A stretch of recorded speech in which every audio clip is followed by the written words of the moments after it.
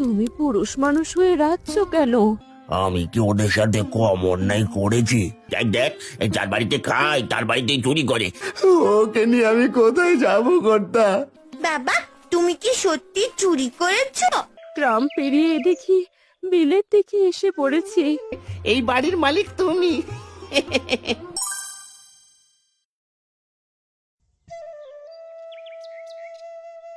মা, ও মা, সেই কখন থেকে চুলগুলো খুলে বসে আছি, তেল নিয়ে আসো এবার।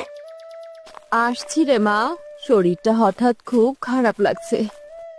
মনে হচ্ছে শরীরে কোনো শক্তিই পাচ্ছি না।